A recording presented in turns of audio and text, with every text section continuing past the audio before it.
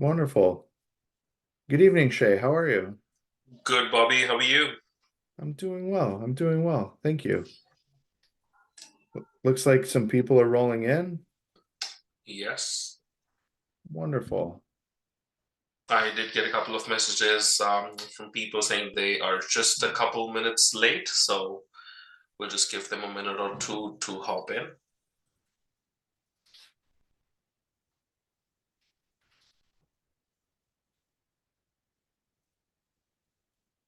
Perfect. That just gives me a moment to pull up the presentation, Sure. sit in the background. Happy to wait.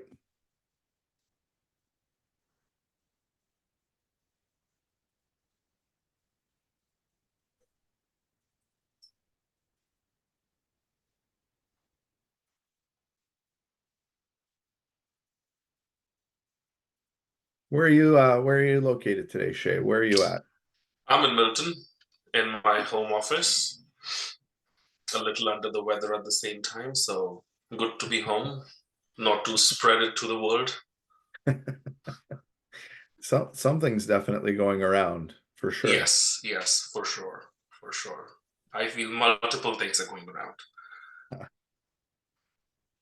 You can hear me okay on your end? Everything is good? Yes, perfect. Wonderful. Wonderful.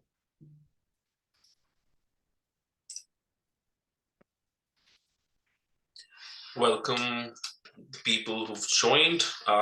We'll just wait for another couple of minutes for some more people to hop in and then we'll get started. Amazing. I see that number creeping up. Hello, everybody. Yes, as expected. Maybe in the chat, everybody can tell us where they're logging in from. Shay's in Milton. I'm in the Junction in Toronto. Oh, hi, Paul Nathan. Good to see you, my friend.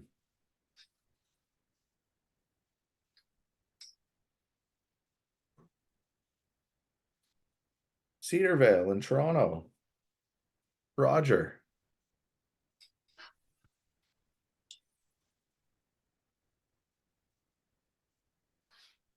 Hi, Anuj from Etobicoke. Sean from Saga.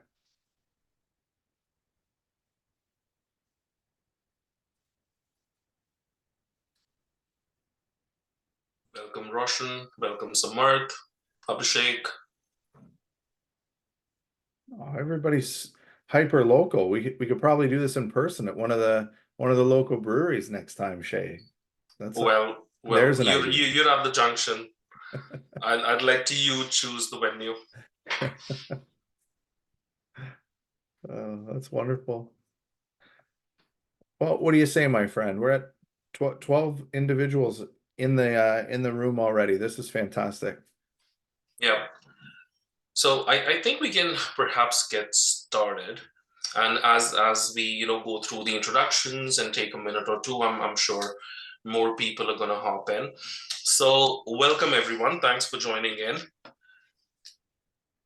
So first and foremost, this is an educational event. We're here to impart knowledge. So sit back, relax, grab your favorite drinks, and just absorb as much as you can, right? Your wallets and checkbooks are safe today. We're not selling you anything. So just sit back, try to understand, ask questions, be active in the chat, and we'll try and address your questions as many as we can, given the limited time that we have. But we'll try to get to most of them, if time permits. Now, giving you a quick introduction about Bobby and myself, we are a part of the REC team, the Real Estate Center Canada team, and we've, as a team, been in the business for over 2 decades. I am a relatively newer member, but Bobby has been a long timer now in the game, in the pre-construction space as well as resale. The team collectively does about $700 to $800 million in transactions every year, a bulk of which is in the pre-construction space. And Bobby is kind of the backbone of that whole pre-con operation because he is everywhere in the process, right from having great relationships with the builders themselves to helping people get into the right projects, get the right allocations for them, helping them out in the due diligence process, and then helping them close a few years down the line when the project is ready for occupancy and closing. So he brings in a great perspective, not just as someone who's a part of a real estate team, but also as an investor. And that's kind of true for all the members in the team. We are people who sell real estate, but first and foremost, I think we are real estate investors ourselves. So you'll get to hear a perspective from both of those sides, you know, from people who sell real estate and are a part of the investment side of things as well. So having said that, I think, Bobby, I'll put you on the spot here, let you come in, just give us a brief introduction, maybe take a few seconds explaining your role, and take it away. Oh, I appreciate it. Thank you, Shay. And it's too kind. You're too kind. I'm a very simple guy, and I have a very simple job when it comes to what we do with the REC Canada team. It's going outbound and finding 6 months ahead of time, and then working with you as many as 6 years later, kind of thing, is what I do. So it's uh, a lot of things land on my desk, and because we're investor focused for the most part, right? We do have a big residential branch as well.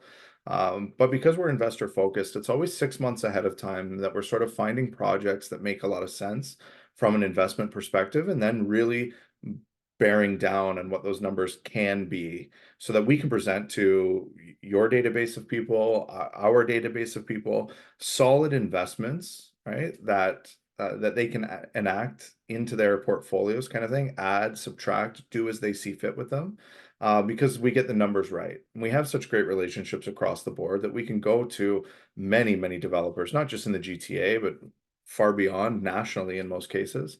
There's a reason we call ourselves REC Canada, right? Not just REC GTA, as an example. To be able to access these things and make sure that I like to refer to them as the mom and pop investors, the teachers, the engineers, the lawyers, the police officers that want to invest in real estate, and they want to do it safely and securely, that we can present to them optimal projects so that they can be investing in the right ways. So I have a little presentation, right? I'm going to flip over to sharing the screen, and we're just going to sort of go back and forth about how we run what a lot of this is, so that everybody has an understanding of what pre-construction is, what it can be for them, and sort of the processes that go into it. Sounds good? Sure. Absolutely. Amazing, amazing.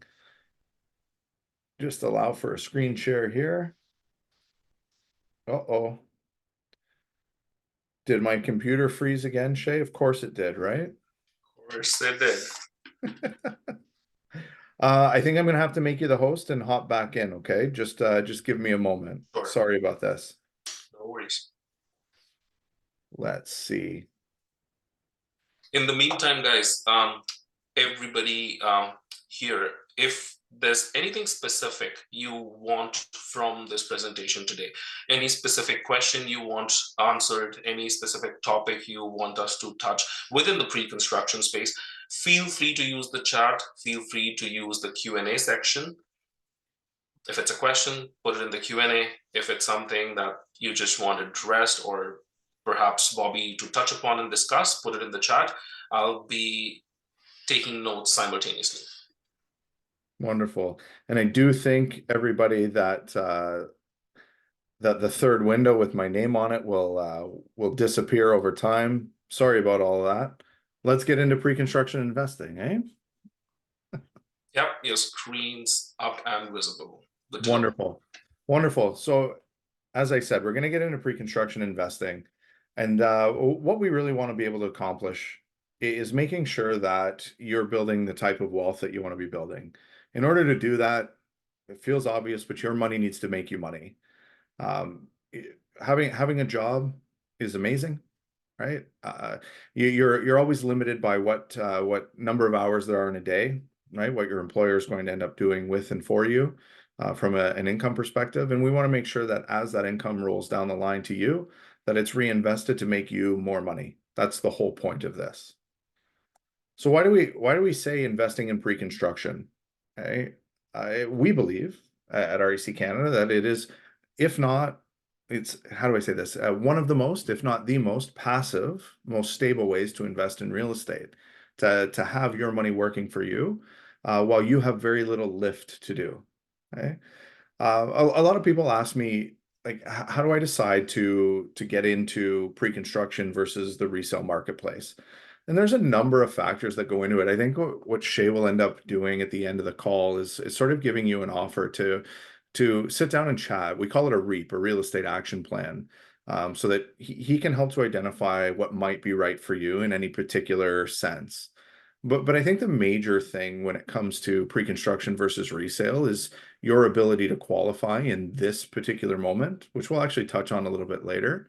And one of the investor fundamentals that we prescribe to is putting as little of your own money into the deal as possible, sort of all at once. So the big difference between pre-construction and resale real estate is that with resale, you're going to have to take on debt immediately in order to acquire in most cases.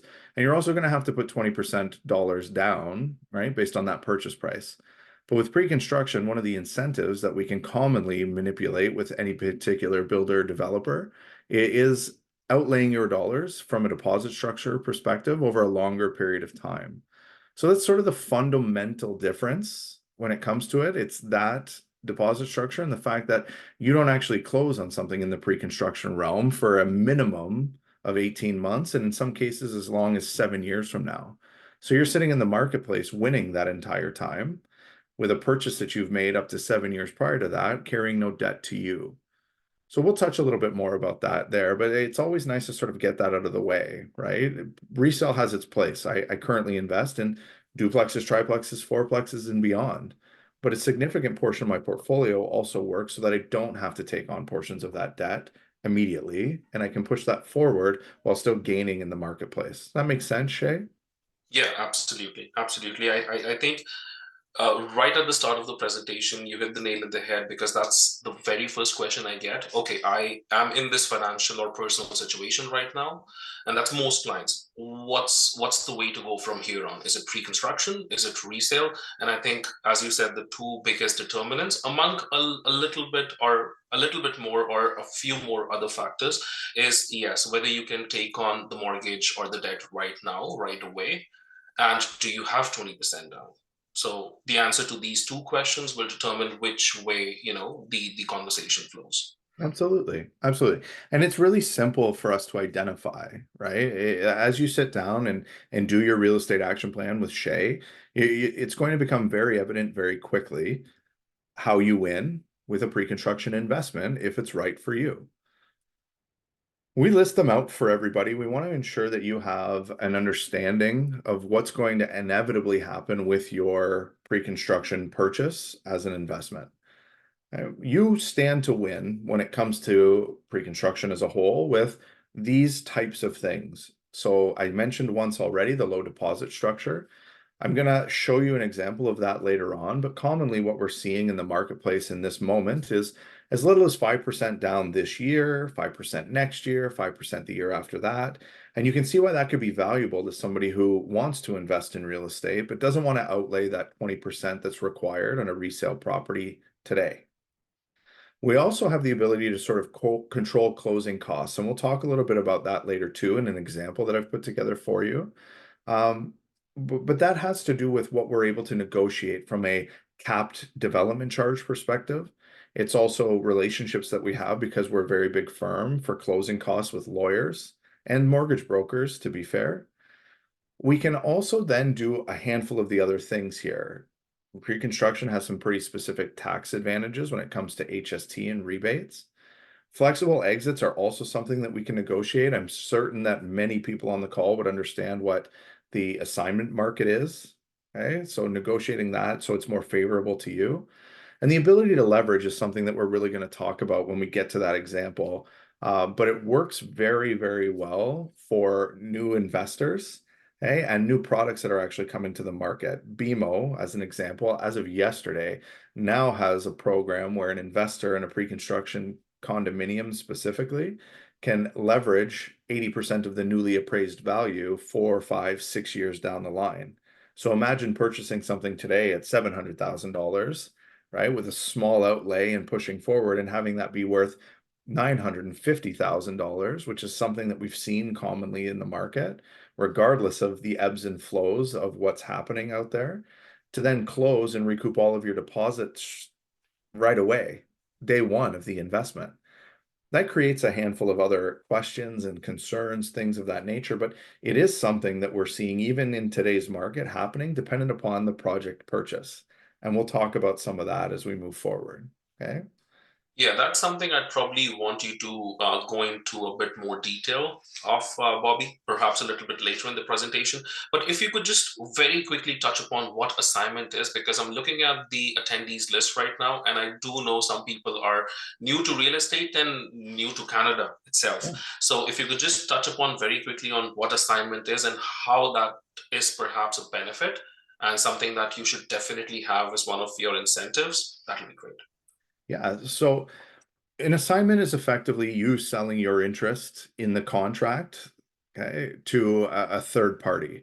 So this is an easy example to run through. Shay has purchased a condo or a townhome or pre-construction, anything. He is only ever tethered to the agreement of purchase and sale. We call it an APS for short. Okay. Shay also then potentially has the right to sell that agreement of purchase and sale and remove his interest from that unit, that purchase, by selling it to somebody like me. Okay. What we're seeing in the moment right now is there's a lot of these things. A lot of people speculate with real estate. Um, and there can be a significant cost to assigning a unit. So, because we're pretty firm believers in the way that buy and hold real estate, especially pre-construction, can be used as a buy and hold real estate investment, we go off and negotiate the ability to assign. So, for you to remove yourself from the interest in that contract. Um, and we make sure that it is as low a cost as possible, but we're also only ever realistically using it as a potential exit strategy. And that's why we mention it as flexible exit strategies. We want you to get involved in real estate and stay involved in real estate. There's an old adage, right? Like it's buy real estate and wait. Okay. The longer that you can be in the market, the better. You're not trying to time the market, you want time in the market. And doing this allows you a lot of time in the market because it's building still. You're buying it before anything even goes into the ground, a shovel, whatever. You're effectively buying raw land and watching somebody else do all the heavy lifting. But in the event that you needed to move away from this investment for an emergent reason, you simply can't close. You had a family or life emergency. You moved to Dubai, for all I know, as an example. Okay. Well, we can make adjustments to what the investment strategy is because of the flexibility that we can build in at the beginning of the investment. And that's where an assignment comes in. Great, thank you. So moving back to it, how does a traditional income property work? You stand to win in a handful of ways. Commonly, I would say it's like 4 ways to win. When you have a traditional income generating property, you're commonly paying a mortgage. Any savvy investor understands that they're going to put as little of their own money into the deal as possible, which means that you're going to require leverage or debt in order to do that. And it's commonly the tenants that you then place that are going to push that money downwardly, right? Pay towards your principal. So you actually win in that regard. A mortgage is P and I, principal and interest. Yours is the principal, and the interest goes to the bank for the lending in the first place. But that's what makes real estate stable, is that so long as that is paid, you always have a form of forced savings or bank accounts sitting in the background. Rental income can also result in cash flow. I would focus on rental income in this regard because what we want to do is take that gross amount of dollars and see where we can get to with as few expenses as possible in some cases, right? And anything left over is the cherry on top built in as cash flow. And that's why we choose traditional income generating real estate. You would also see market or passive appreciation, which is a huge contributor to what we believe pre-construction can be. And you can also see active appreciation. And we could go back and forth for days about types of active appreciation, but I would want everybody to think about when you renovate something, you are contributing to the added value of this thing. You are actively doing the work. In a pre-construction sense, which we'll get to, who's doing all of the work, right, Shay? It is commonly a high-end builder who's going to take all of that and do that for you. And there's one of the huge benefits to this. I won't really touch on an annuity, but it does work that way. Okay. There's also taxation benefits. There's a myriad of ways to win. And it's just how you determine which one of these things is best for you. Okay.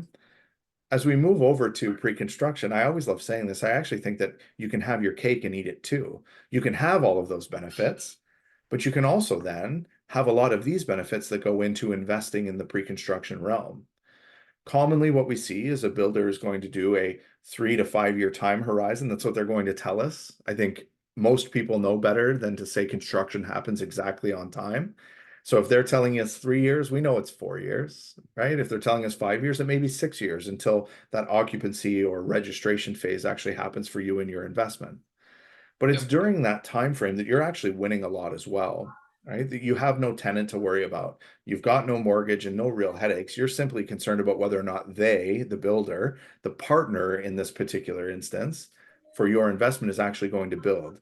And that's how we work to select a lot of these projects that land on my desk, and make sure that these things are, in fact, the right people to be working with on the other side of this, because you are effectively partnering with somebody who's going to force that appreciation into your portfolio, right?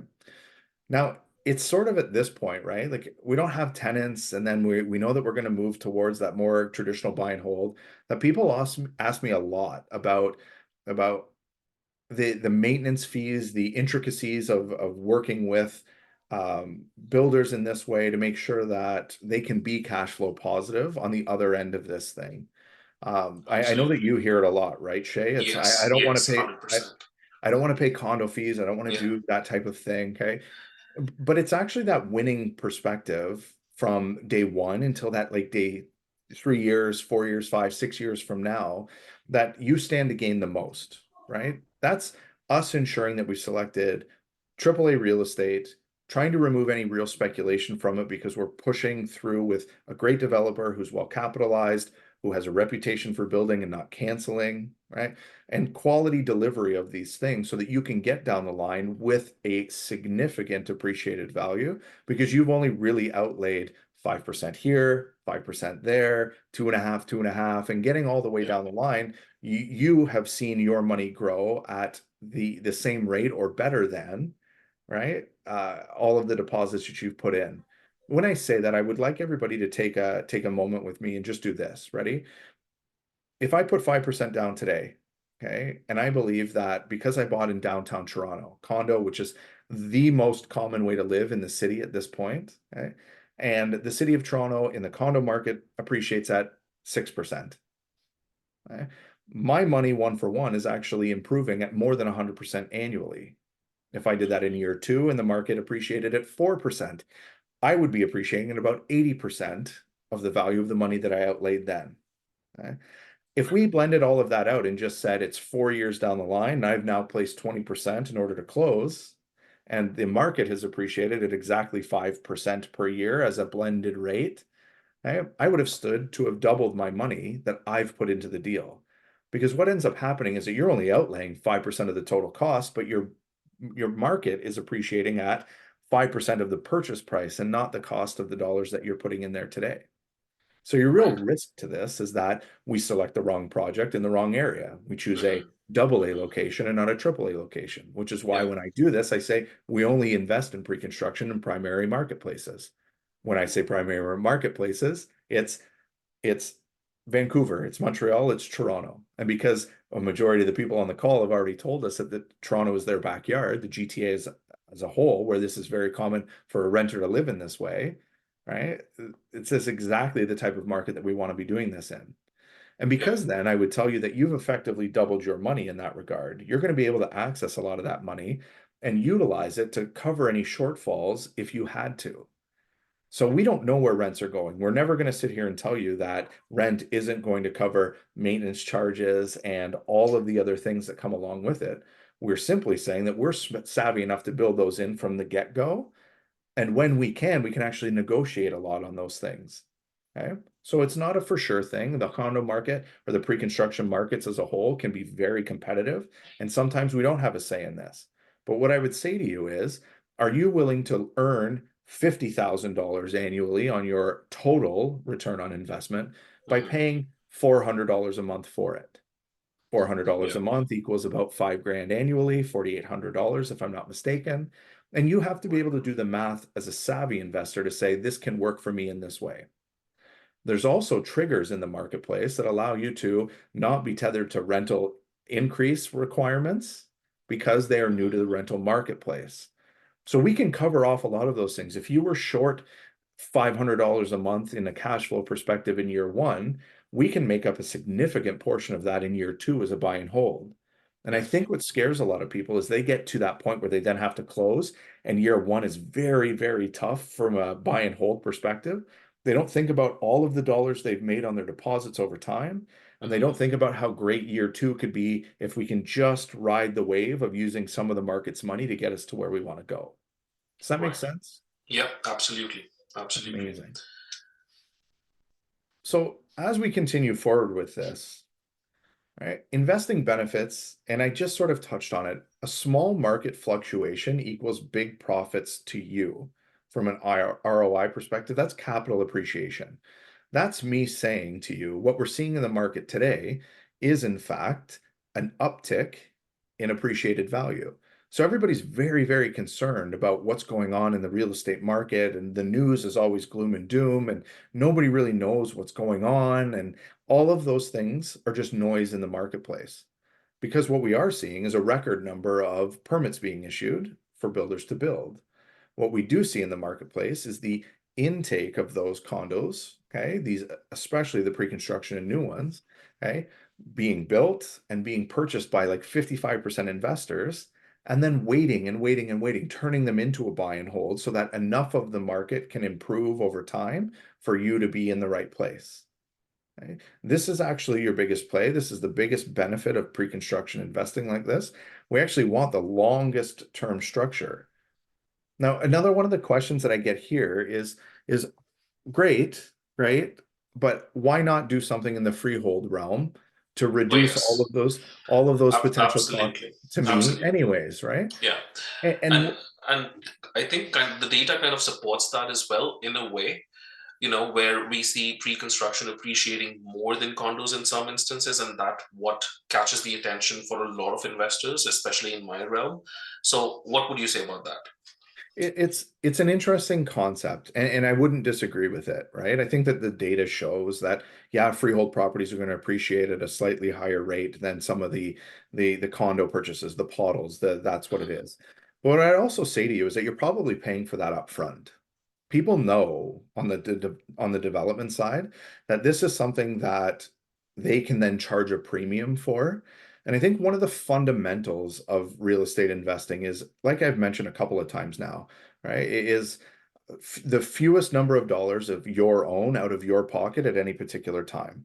So if I had a direct comparable and I was going to say, well, listen, this one cost me $100,000 more on the top line because it's a freehold product, right? What is that worth to me if I'm only going to appreciate it 0.3% more over the course of that period of time?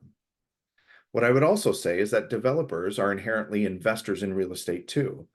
And I believe this wholeheartedly is that they will pass any cost that they can off to you. So when they go to develop Yeah. in any one realm, okay, they're required to do certain things. And what some of those things could be parkland levies as an example. They have to build new parks. So they're going to put a charge into that for you. Okay? They want to keep that charge low because they don't want to scare you away by saying $120,000 parkland charge at the end of this thing is coming. So what do they really do is they say, well, great, we're going to spread all of the cost across all of those things into a poddle or a condo maintenance fee. And we're going to make this a condominiumized thing because it then lessens the burden up front for you to acquire, Mhm. but is then going to be something that you're paying on the back end. When they don't need to do that, Right. when somebody doesn't need to do that, they're going to charge you up front. So it's a bit of a And catch 22. and that's an interesting point because it's hard to come across, let's say, townhouses, right? Because they are one of the most popular kind of segments because most first time buyers qualify for that range. But even for townhouses, it's hard to come across new projects that do not have a maintenance or a portal fees. So you make a very interesting point here for sure.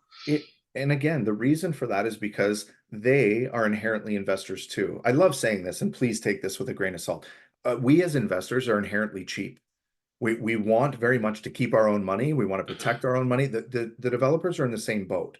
So as you partner with them, they are going to say, we're going to build this thing and we're going to build it well. But we need to maintain that road, and the city isn't going to help us to do that. So we're going to do this together. And that's just the viewpoint that you can take from an investment standpoint on what a condo fee really is. That's what it's doing. You can actually push a lot of that off to the tenant as well, though I don't expect to be cash flow positive, especially day one of actual occupancy or registration when you've acquired at that point. When we look at what Right. pre-construction investing is, I base this on two separate and distinct things. It's that acquisition phase where we don't have any tenants, we don't have any debt. We just wait and wait and wait and wait. And we've chosen AAA real estate with a AAA and builder so that we can then go to closing. And from that point forward, it's a buy and hold. And the math sort of changes, but we know that going into it. So if we can plan in that way and we can get real savvy about the way that this is going to go, those two distinct phases become one great investment over time. Mhm. So I wouldn't let a condo fee 5 years from now scare me away from AAA real estate, AAA developer, AAA everything about it, because maybe 400 bucks later. That isn't Right. something that I would be willing to do, again, because it's time in the market, especially Mhm. when I'm probably going to be charged for that time in the Right. beginning, right? Right. Yeah. Yeah. Thank you. As you move forward through this, there are a handful of considerations that you need to have going on. We've talked them to death already. Location, everybody knows the old adage, location, location, location. I truly believe that this is actually people, people, people. It's economics. It's where the people want to be in order to get the things that they want out of their lives. I would actually hope that it's a need to be, not a want to be. And when we identify these things, I think I mentioned them already. Primary markets in this country, right? The GTA being the largest of them as an economic center, which means that we're going to have the most jobs commonly. We're going to have the most immigration trying to force their ways into here. I just read something again today about record numbers of immigrants coming to this country. And Toronto is the hotbed for that. It's where people want to be. Location matters. The incentives are something that I'm going to skip over for now, and I'm going to push them forward into what you'll see in a moment. Okay. And build a reputation. And when I say reputation, these people have to have built before, they have to have the right processes in place, and they have to be so well capitalized that they don't require borrowing money in order to do the thing that they're saying that they're going to do. And we actually find a bunch of developers. Think big ones. I'm sure that you're driving down the highway and see a crane and see a sign, and these names pop out to you more often than not. But when they're that well capitalized, it means that your money is secured because you are effectively partnering with these builders, with these developers. So as we push through, you're going to see a lot of these things and the stuff that Shay is going to email to you over time. We want to make sure that they have a sparkling reputation because it's the only thing that actually matters at the end of the day. Who are we partnering with and why? Understanding the mechanics of one of these deals. I mentioned before that I'm sort of 6 months ahead. I spend very little time in the now in an investment, and then I'm like 6 years later, you guys are going to come to me and say, this is what we need to do now. And we know that already. So to go off and acquire in the pre-construction realm, it's actually very simple. You're going to fill out a reservation form. Our team goes to bat to find you the exact thing that you're looking for. Doesn't mean that we always can. We actually ask for three choices at any particular project that you're looking at. And that's so that we have a little bit of flexibility to really go and negotiate with that builder developer to get what you're asking for. That's actually a big part of my job. And normally we have that available from the jump, from the start of this thing. Once we have the unit that you're looking for, the unit that you want to move forward with, in Ontario, what we do is have you sign that agreement of purchase and sale straight away. You're not going to understand it. We're here to protect you. Okay? It is a huge document, commonly 250 pages long. And why we say just sign that is because what it does is trigger a 10 days due diligence period where we are going to be able to take this to a mortgage broker or Charter One bank that we work with in order to get you a mortgage pre-approval. We can also then take this directly to a pre-construction specific lawyer who is then going to review that entire document and make sure that all of the things that we said would be in there are actually in there. Incentives on deposit structure, incentives on assignment, incentives on being allowed to lease it during your occupancy period. All of the things that can make this a great investment need to be in that document, and we're never going to catch them on day one. What we really want to do is be in control of everything for a 10 days period where we can ensure that everything is there. That's when we can go back to them and request things like we're missing this cap on this development charge. We don't want to be charged $100,000. We want to be charged five. We want to make sure that all of the incentives that we said were there are there, and this is exactly where we catch it. And it's at the end of that 10 days due diligence period, which is kind of unheard of in the real estate like resale markets. Who has ever offered on a property and then they come to you and they say, well, you're probably going to lose because you've got a 5 day inspection thing there. We need to bump that to 2 days. And then everybody's scrambling and everybody's trying to figure this out to remove conditions. In the pre-construction world, it's completely relaxed. And I love that part of this particular realm. We have tons of time to figure it out. We go firm at the end of 10 days, and that's only if we say that this is the right thing to do. You are the ultimate decision maker in this regard. If something came up that you didn't like about this agreement of purchase and sale, you would simply say, I'm walking away. And that has zero effect on our relationship with what's going on with the builder developer. It just means that it wasn't the right investment for you after all, which is a wonderful thing to be in control of. One of the huge questions I get here, and I should come back to it, I saw Shay unmute in this point, right? Is that a Yes. mortgage pre-approval? And I hear Yeah. this a lot. I want to wait until rates drop. Yeah, especially right now, given where we are at in the market. It's a two-parter. One, how is, let's say, a mortgage pre-approval on in the pre-construction space different from the resale side? That's Yeah. number one. And a big one right now is, again, the interest rates. It's too high. Why don't I wait for the interest rates to go down a little bit? So that it's easier for me. But again, how relevant is that on the pre-con side of things? It's such a good question. I think that there's a lot of misinformation when it comes to this particular thing. When we're talking about a mortgage pre-approval here, there's a handful of different things can actually happen. There are things called rate holds where a lender is going to say, oh, we'll hold 4.5% for you for 90 days. There's a firm pre-approval that people can be looking for that says that you can access up to $800,000 as an example, and we'll guarantee that for a certain amount of time. But in this particular regard, what we're doing is actually just showing the builder developer that you have the financial wherewithal today to do something 4, 5, 6 years from now. So it's actually a pretty light lift when it comes to this. We're going to connect you with a handful of actual experts in this regard to take a quick look at your portfolio today. Quick debt service ratios, quick cash holdings, all of those things. Okay. Maybe a credit pull depending upon where we have to go with it. But in some cases, just a quick credit check. And all we're actually doing is ensuring to the builder that you, if you had to close today, could close today. And that's it. We don't need this held for a very, very long time. We don't need that. And we actually don't need you to qualify in any real way outside of it showing on paper that you could. Which actually then lends really well to the next point here, is that interest rates today are completely irrelevant. The point of that would be, watch this. Shay, I make good money. Okay. I'm very proud of the income that I have. That's wonderful. But today I'm very cash poor, as an example. That just means that maybe I wouldn't have the full 20% down today in order to buy a resale property, which means that it would be very difficult for me to qualify. But what I do have sitting in the background is plenty of pending income coming from my jobs, if you will. Okay.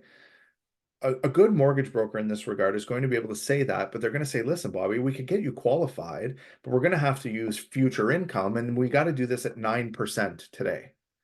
In the resale marketplace, that would be horrifying. I wouldn't want to pay that. It would really Yeah. cut into what potential cash flow could be. But today, it's just going onto a piece of paper so that a builder developer knows that, hey, this guy can qualify. He's got the financial resources to do so, even though for him, that might be at 9% today. Now, where did I get 9%? I actually just made it up, but it's Mhm. higher than what you can qualify for today in the resale marketplace. But it's completely irrelevant because I don't go to get a mortgage until that registration phase, many, many years down the line. So what I actually see happening is people qualifying in quotation marks here with their mortgage pre-approvals at 10%, 12%.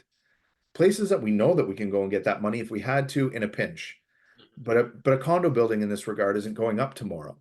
Yeah. It's going up over a 6-year period, which gives me the ability to then go off and repair my credit or be more prepared for what this is. Or in the instances that interest rates have risen way, way higher later on, right? Going back to this particular broker and saying, what can we do to qualify me at the lowest possible rate today? Today being 4 years away, 5 years away, Yeah. not today. It's completely irrelevant. So I actually don't mind doing this at 9% today because it's never going to be 9% 6 years from now. That's where I'm comfortable with this. And that's where there's a big misinformation point. Do I have to qualify? What am I doing? I can't do that today. You actually don't have to, right? In a lot of these cases, it's a quick overview of what you have going on, ensuring that this is the right thing for you because we are very protectionist when we put somebody into a deal, and then making sure that everybody is comfortable with that understanding that this is here today, and it's to satiate the needs of the developer, but going to be irrelevant within 30 days of this. Does that make sense, Shay? Absolutely. Yeah. Amazing. So listen, now you've gone firm, and what should you expect? We have a couple of examples of things that we've done with REC insiders in the past. Okay. Some of these things are relevant, and some of them are going to feel like, oh, why did he show us this? And the whole point would be these are long-term buy and holds that people treat as speculative things. At River City Condos, we had people purchasing at incredible values today. When you look at this 2016 and a $350,000 unit, you're never going to find that today. But the point is that we had this appraised for this exact example less than 6 months ago at a $625,000 value. Okay. 6 months later, okay, we're actually listing one of these at RC3 in the mid sevens in what appears to be a down market. A potential profit to the investor of $270,000, and I would simply go back to that purchase price and the deposit structures, which we'll show you more of. This person only ever outlaid 20% of $350,000. Quick math on that is about 70K. So a profit of $270,000 over the right amount of time, 7-year period here, right? It is effectively 300% on their money. If I moved over to the Taylor, we're tenanting these right now. For this particular investor, they purchased something at $650,000. Price point. What did they put into the deal? It's about 130 grand in order to close, plus some closing costs and some other mechanisms that go into it. But the current appraised value is $100,000 more than that purchase price, which means that from an ROI perspective, dollars in, dollars out, I'm pretty close to saying here that this is about a 70% return on that investment over that same amount of time, that 3-year period. 70 divided by 3, right? I'm not great at math, but that equates to something in the realm of, help me out, Shay, 22 to 25% annually on what's going on. Okay. The challenge that I think everybody has with this is that that's too good to be true. This can't happen. Okay? This all starts on the buy end. 3 years ago or back in 2016, we at REC Canada go off and work towards making sure that the terms of this deal ensure that this can happen. So let me show you that. The example that I pulled was the Post. This is in Oakville, another high-end market. We consider the GTA to sort of be from Hamilton to Pickering, Ajax, Whitby to a degree. I would even say Bowmanville in some cases, all the way far north as Barrie. So when we looked at the Post, we said, this is Green Park. Green Park is the builder, the developer, and Green Park has an impeccable reputation for building. They deliver quality products, they don't cancel, and all of their processes are built in to protect the investor themselves. They love working with investors because investors know that quality that they're going to get. This isn't a pitch for Green Park. It's simply when I see a Green Park project land on my desk, I know that I need to take it seriously. So we go off and we negotiate. And we say, we don't want a traditional deposit structure of that 5% this year, 5% next year, all of the little things that can go into it. We manage to secure something of this nature. Now, this doesn't always happen, but we're only ever going to get loud about I'm going to tell you 5, 6, 10 total projects in any particular year, even though 50 of them, 100 of them land on my desk in that same calendar year.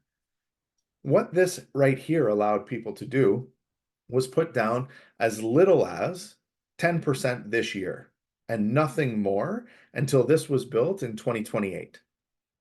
That's a 5-year run. So it might feel like a bit of a pinch in year one, getting to that 10% marker. So if we use a $700,000 example, it's a $70,000 outlay in year one. But we then know that we're going to have to get to that 20% for registration, 5 more percent at close or at occupancy. Those are two different things. Occupancy is when the building is substantially completed and you can put a tenant in. Registration is when you need to go get a mortgage. So this 5% in occupancy is very, very close to that nearing the end portion of the investment itself. You know that, and you've got a 3, 4, 5, 6 year window in a lot of cases to be able to go off and do this, which means that your money is appreciating and you're sitting back doing nothing, including not outlaying any more money until that occupancy period well into the future.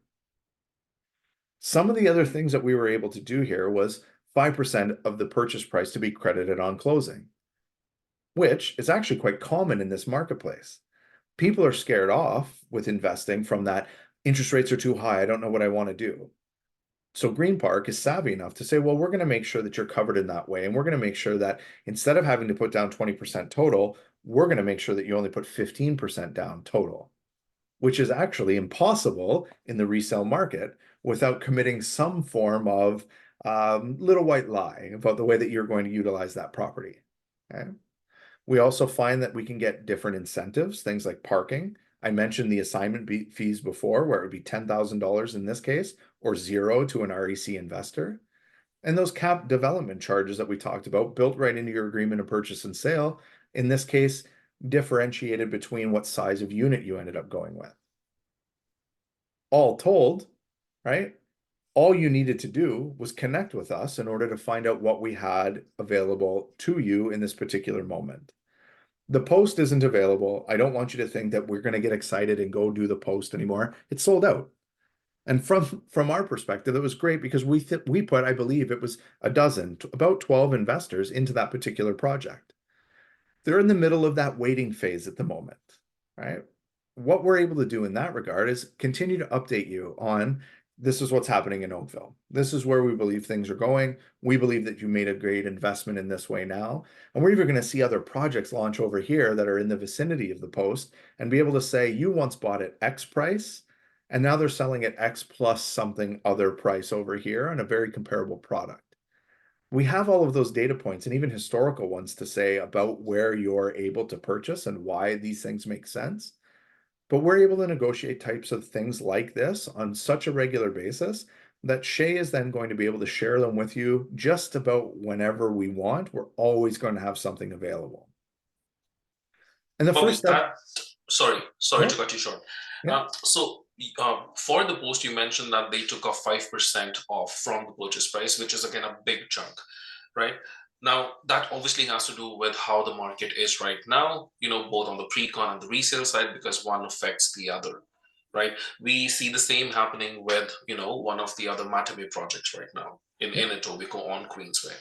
Mhm. Now, can you talk about the state of the market overall, as far as specifically pre-con is concerned, and what's causing this, 5% reduction in price, which is honestly unheard of in a market, which is even slightly different from the one we have right now. Yeah. So this is actually quite an interesting thing. I could give a talk on this alone for days, is what I feel like. Take it this way. Many of these projects, while I say that Green Park is amazing, and I can give you a handful of other examples, you mentioned Mattamy, these are well-capitalized companies. But we also talked about how a developer is also an investor first. And putting as little of their own money into the deal is beneficial to them from a lot of different perspectives. They're building proformas, the performance of how that build is going to go from an economic perspective is always built around getting to a number of sales done at a project in order to acquire, right? Construction financing.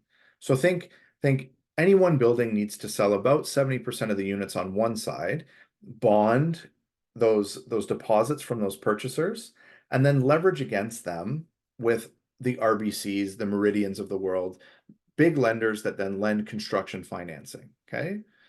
So what ends up happening here is that when the market is hot, these things are all just sort of scooped up. Mhm. Wonderful. Okay. When the market is slow like this, they create incentives of that nature, that 5% cash back on closing in order to entice you to do this. And the reason that we're seeing a lot of the influx to this right now is that last year, builders, developers made one of two decisions: move forward with selling or hold off and wait. So what happens? This is just economics 101. What happens when there is more supply coming to the market than there is potential demand? They need to get competitive somewhere, and this is where they've chosen to get competitive in order to draw the investors' dollars away from a myriad of projects that now exist. They want to incentivize in order to get to this point. The part of the story that they never tell you is that is the project in danger of not being developed, is not being built? So we have this unique value proposition where we're in the inside of a lot of those rooms to be able to say, regardless of whether or not they're offering this particular thing, we know that they're going to build because of X, Y, or Z. Another Right. decent example of this is we work a lot with a company called Emblem. They are $1 billion family office for investment.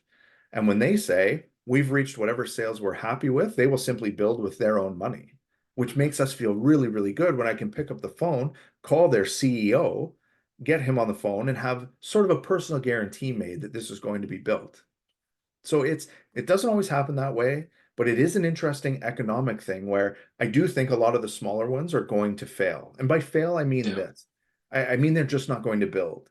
Mhm. And even that, your two real risks in pre-construction real estate, right, are where your money goes and the time opportunity cost lost if they don't build, and whether or not they're going to build at all. Those are the two Right. things. So as long as your money is tied up, not with the builder developer, it doesn't go to them, it goes to a Yeah. lawyer's to be bonded and secured against. Okay? You hear these horror stories in the market where somebody has written a check and they give it directly to the developer, and then the developer's found in the Cayman Islands later. Mhm. It was never done properly in the first place. Yeah. So that's the things that you hear on global news, right? But it's not how it actually operates. So your money is bonded and over here. Now, if they don't build, the other risk to this is that your money's then been tied up for a 2, 3, 4 year period. And what is the time opportunity and the time lost cost to you on those dollars? Right. There are legislation things here where they now have to pay you 2% on those deposits and all sorts of other little things. But I think anybody with an eye on investing in real estate also understands that Mhm. inflation's at 3.9% as reported by the Globe and Mail 3 days ago. Yeah. Okay, sitting here in February of 2022. So if my money's at here and they don't build and I'm only going to be paid 2% on this, my effective net loss is 2% on that Right. instead of it being a potential 100% gain because we had all of those incentives in place to not ensure that. We can never guarantee it, Yeah. but that's what we're working to tether towards. And what Right. I would really say to everybody is the reason that those incentives exist like this is to draw you in, right? Let us be the ones, the actual experts, to delineate whether or not these things can be the right one for you. Because Yeah. we are just as likely, Shay, I'm we are in fact agents in this regard. Okay. I barely practice on the agent side. I am much more an investor than I am an Mhm. agent. And I Yeah. say no to more deals in a year than most people even contemplate. That's why we only get loud about that 5, 10, somewhere in that realm every year, because we know that we can rely on them to build, their processes are correct, your money is protected, and we can get you the best possible incentives in order to invest in AAA real estate across the board. It is literally the Right. whole point of this, right? Mhm. Mhm. Yeah. No, that's great. All right. And one thing, and I want to be cognizant of the time as well, because we are nearing the 1 hour mark in about 7 minutes. But one thing that you touched upon, but I am not sure if everybody on the call understands, is the difference between occupancy and closing.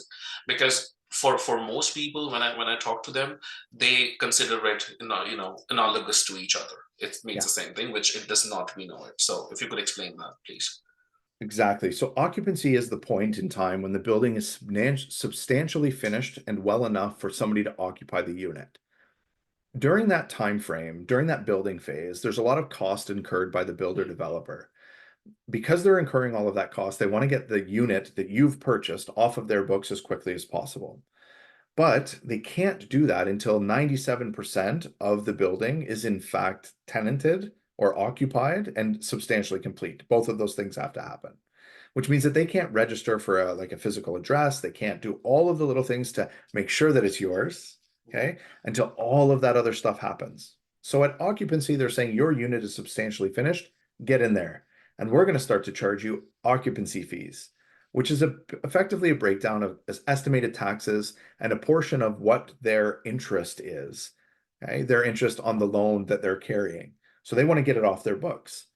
In many, many cases, if you walked into any particular sales center without representation from someone like us, okay, they are not going to give you the ability to lease during occupancy, which means that you're missing out on the ability to do anything, but the unit is yours and you have to pay for it in that moment. The other benefit to the occupancy period was actually designed for people who wanted to downsize, and then there's delays and everything. So they've sold their home and now they're renting and now they don't know where they're going to go. Okay. But the investor has negotiated this whole lease during occupancy thing in order to then pay less in total fees because you don't actually have any debt servicing, place a tenant, and get to a neutral cash flow state pretty quickly. So when all of this is said and done, occupancy leads to registration when then we need to take you to get an actual mortgage. You close on that property, the title transfers over to you, and it's your unit in every sense of the word, not just your unit because they've told you that you have to take it off their hands. It's in that period that you can make a substantial amount of money. You're going to understand very quickly, right? If you're cash flow neutral, close to cash flow positive, cash flow negative in even that moment. So it may get a little bit worse later on. But it's during that time frame that can last anywhere between, and I swear to you, I've seen it as little as a day Yep. in an occupancy to registration. And I've seen it as Wow. long as Okay. 18 months in some cases in order for the Mm. builder to get registered. Okay? But roughly, But is it safe for us to say 3 to 6 months? That's what. Yeah. always that's Yeah. what we're Okay. working on. Yeah. But we even don't know that. They don't Yeah. communicate some of those points with us. Mhm. So the point of that is that there are a myriad of periods that you're going to go through. Lots of acquisition phase that's just waiting. Deposits come out, you're doing nothing more than driving by the building if you so choose. That occupancy period is your first foray into the buy and hold, but with less debt. No debt at all to you, less fees is what I should say. And then that buy and hold period really kicks in at registration. And that's where we can make some strategic decisions about what this is. If the market is appreciated in the way that we hope it does, we're going to have some accessible dollars from the market, not your money, but the market's money, to be able to cover that shortfall. And if it didn't appreciate in the way that it did, we don't really have any problems because rents would have risen over time. Because as pressure builds, this is actually what happened about a year ago, I would say. Pressure builds on the rental marketplace because nobody wants to buy because they're scared of what the market is doing. When people fall out of their $1 million homes, it put pressure on that $750,000 price point, right? People fall out of those ones too, where it gets more competitive. Mm. So they sit on the sidelines and they rent. And that's what happens during a recession, is that everybody moves towards wanting to just spend in this particular way. So the property may not have appreciated the way that we hoped, but rents probably have risen over time. Record rents being set. Right. $3,000 a month for a one bedroom in Toronto is completely normal in some cases. I know that that Yeah. seems crazy, but it's the truth. So when the time comes for this particular thing, we're going to have a million different options, including the disposition of this thing. It's not what I hope for. I want this Yeah. to be a long-term buy and hold in your portfolio for a very long time, Mhm. right? Mhm. But if the numbers dictated otherwise, that's our true expertise. That's exactly where we can get you sort of a maximized ROI. And we can do that knowing what we're doing: acquisition, occupancy, registration, the whole way along the realm of what you're about to go through. Great. Great. I'll let you continue with the presentation, Bobby. We do have a few questions as well here, but we'll get to that in a couple minutes. Let's end it right there, to be fair. The last thing that I was Okay. going to say, right, and that last slide that I think everybody saw, is being here is the first step. You're not going to buy anything today. Like you mentioned before, Shay, like it's your wallets are safe. This is educational. So I'm going to hit on a couple of these questions if it's okay. I see here, right? What happens if a pre-con, some condos don't get sold, and what time to occupancy is now less than 18 months? Uh, that is something that the builder actually hopes for, if I'm reading this question correctly. Yeah. What inevitably happens is that some of the units aren't going to get sold in the building, and the builder's just going to hold them back, hold them back, hold them back, and then release them for much higher prices years from now on the resale market. It's actually built into the most of the pro formas so that they can do that. And they're willing to register and carry the debt on those, which means that that actually helps them get through that occupancy period. Occupancy period being a long time isn't really a thing. We see that at projects that maybe were underprepared or built more quickly than they think that they could. But occupancy is actually a good thing for you, the investor. Still no debt during that time. Fees, but no debt. So don't worry too much about that. These are all mechanisms that we're aware of that the builder developer is going to pull the strings on, but we can also manipulate them for your benefit. Just imagine like this, Shay. I buy a unit at $600,000 today, totally reasonable price point for today. 5 years from now, the builder held back the exact unit one floor above me on that Mhm. floor plate, the exact same floor plan. Everything is about it, it's the same. And Yeah. they're waiting to see what they can release it on the resale market for. What happens if they sell it at $750,000? You and I both know, as agents in this business, that that's a direct comparable, Yeah. which means that we now have something that says our unit's about worth $750,000. It's Absolutely. exactly what we wanted to have happen. It's Hmm. perfect. Hmm. We don't worry too Yeah. much about that, right? Right. And as such, to get the financing in, they just need to sell a certain percentage of units, let's call it 70%. And then builders kind of sometimes intentionally hold back and hoard that the remaining 30% of the units just for the same reason you Every, mentioned. every single time they do, every Yeah, time, right? They profit more that way. exactly. The next question here, what are some ways to research builder reputation? This is very simple. Um, Google it. Find a name, right? If we put a project in front of you that said, like I think we mentioned three or four, right? Right? Mattamy, Green Park, Emblem. These are all companies that we've done business with in the past. I would say Marlin Spring. I would say Tridel. There's 1,000 of them that you can. Okay. Google it. And then add the word cancellation or canceled. And you're going to find out very quickly if these people have a reputation for canceling projects, which is your biggest fear in this particular thing. That would be the easiest way to do this. Vicky asks here, capital gains tax question mark. Capital gains is only triggered on the disposition of something. So if we sold it at any particular point, it could be subject to capital gains if you held it for a long enough period. The problem that a lot of people are actually having in the market right now is that when you sell as an assignment or within that first year of ownership after registration, this can be subject to HST, which can actually be worse for you in most cases. So we know how to navigate all of these things. That's not a concern that I truly share, so long as we're in this for the right reason, that true buy and hold sense. Does that make sense, Shay? Yep, absolutely. But it's only applicable again if it's an investment property. If it's a primary residence and you close on it, and let's say you stay in the unit for a year and then sell, you pay no capital gains tax because it was your primary residence and not an investment. Truer words have never been spoken. Uh, from Paul, I hear that it is better to book a unit even before it comes to market. Is this true? Is this the right strategy? The answer to this question is sort of twofold. I believe that getting everything as early in the pre-construction phase as possible is beneficial to you. Yes, is the answer. The earliest that you're ever going to purchase it is commonly the lowest price you're ever going to pay. That accomplishes exactly what we want to have happen, fewest dollars out of your own pocket. But there are also strategic times here when something has launched, it's on the pre-construction market for a while, and then they've hit that point where they're struggling to get to their financing. Not struggling so much isn't the right word, but really want to incentivize. And it's at that point right there. So long as we can negotiate the correct incentives for you, and we can ensure that historically the prices aren't maximized to the builder's benefit, we can actually manipulate the market in just enough of a way to make sure that it's still a great investment for you. So my advice to you is ensuring that you know where in the cycle this actually is, and you also have a solid understanding of what the investment is and how the incentives are really going to work for you. We we have a handful others. Shay, do we have a couple more minutes? Sure. I'm here for as long as it takes to answer all these questions. There's a couple here. This is going to be tough. These are longer ones. Are you able to explain the profits gains for pre-construction if we sell at the time of occupancy? No, because that's an assignment. So that is going to be subject to a flipping tax. You probably read about this.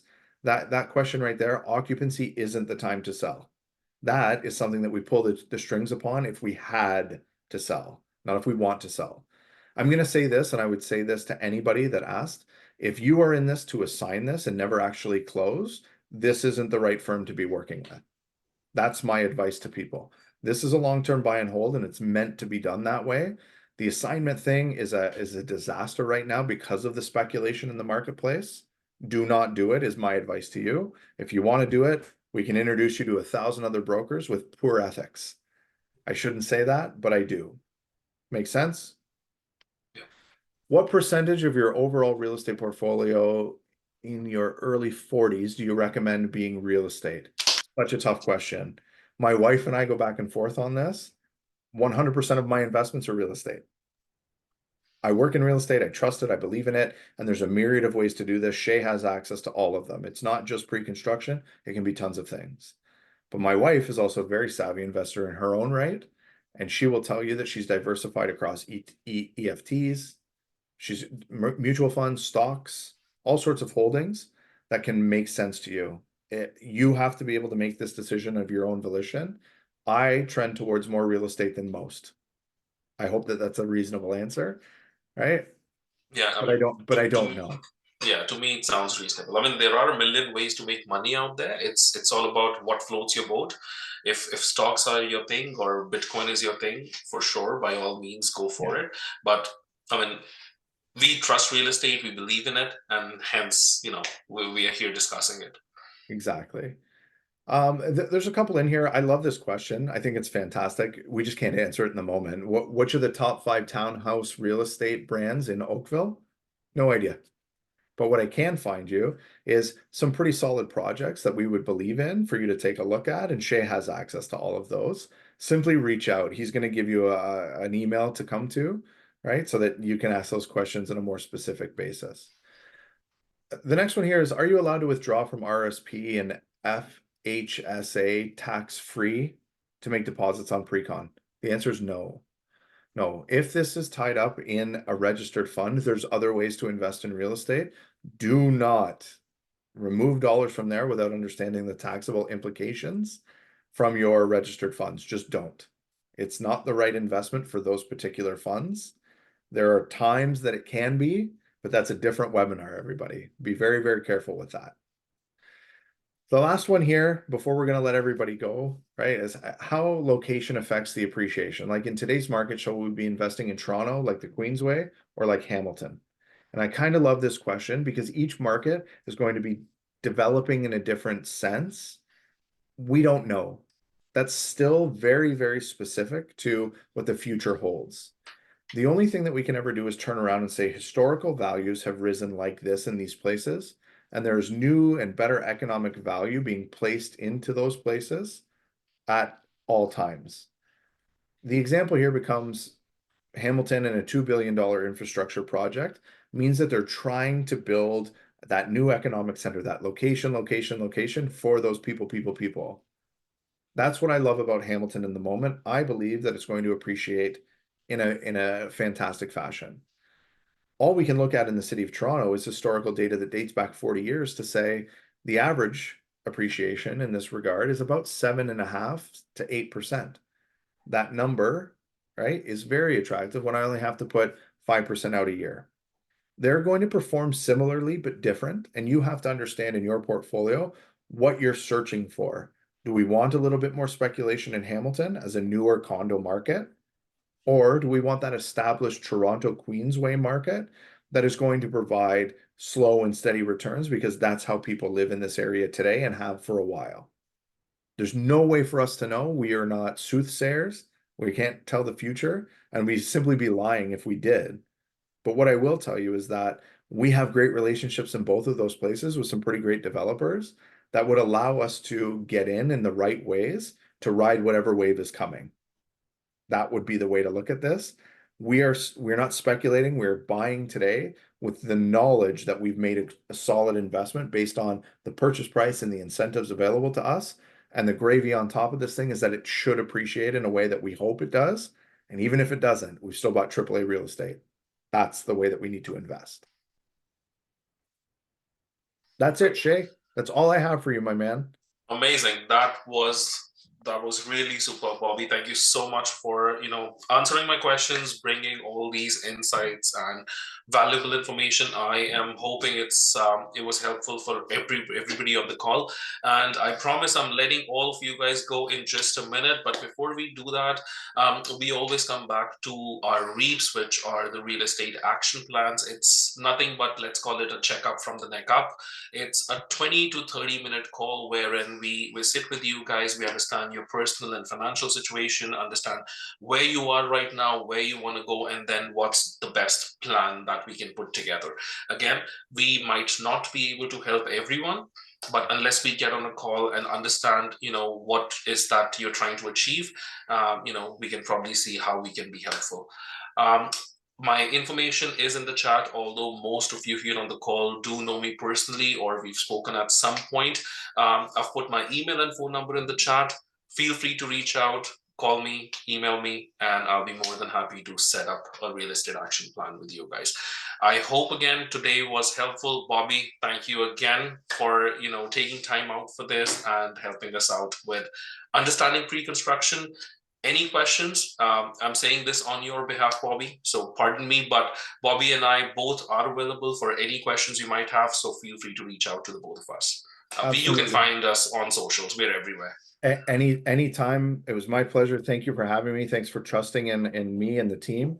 And I just hope that everybody has a great night, that we were providing some value in some way today. So thank you.